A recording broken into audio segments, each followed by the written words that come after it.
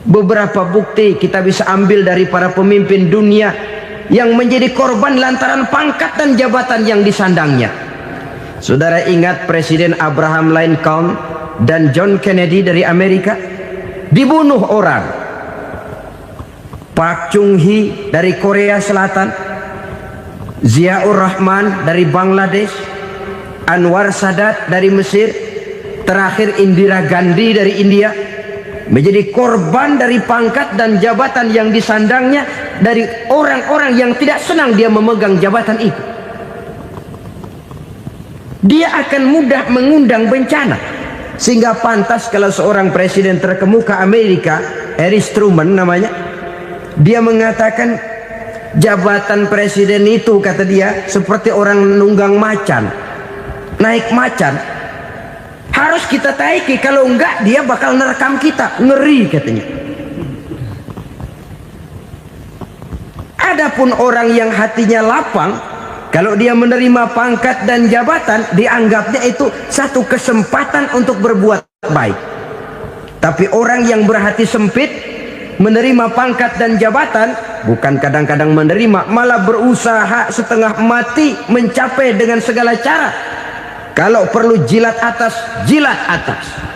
Jadi golongan sumuhun dawuh. Jadi kelompok kulon nuwun, yes sir, yang kerjanya cuma oke bos. Kalau perlu jilat atas, jilat atas. Kalau perlu injak yang bawah, injak yang bawah.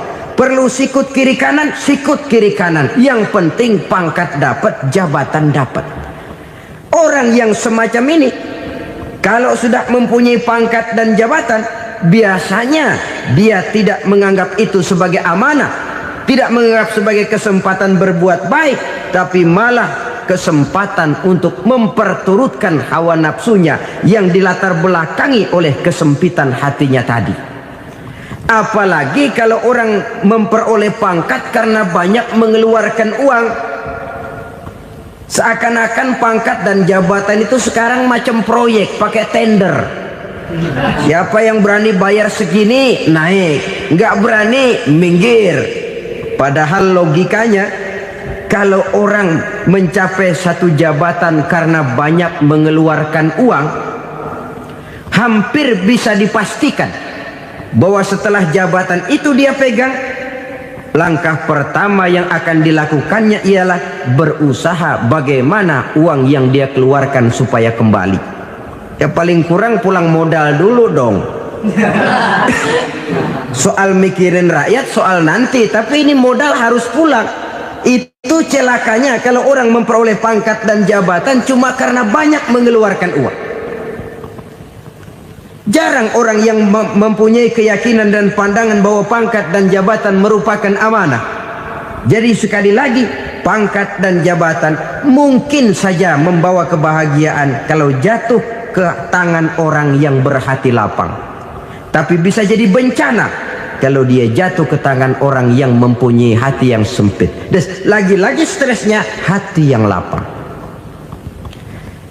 Lalu sebagian orang, saudara, ada yang berpandangan katanya bahagia itu kalau jadi orang terkenal, mempunyai popularitas, menjadi idola di kalangan remaja, di kalangan orang tua, di segala lapisan masyarakat.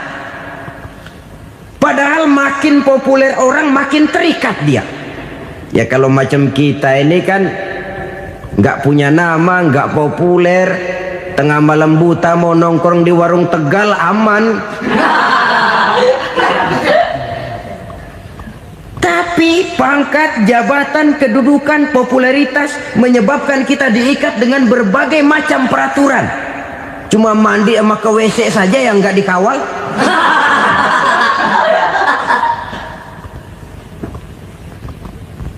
Benarkah popularitas, ketenaran membawa kebahagiaan? Mungkin, ya, tapi mungkin juga tidak. Kenapa? Banyak orang-orang populer yang mengakhiri hidupnya secara tragis.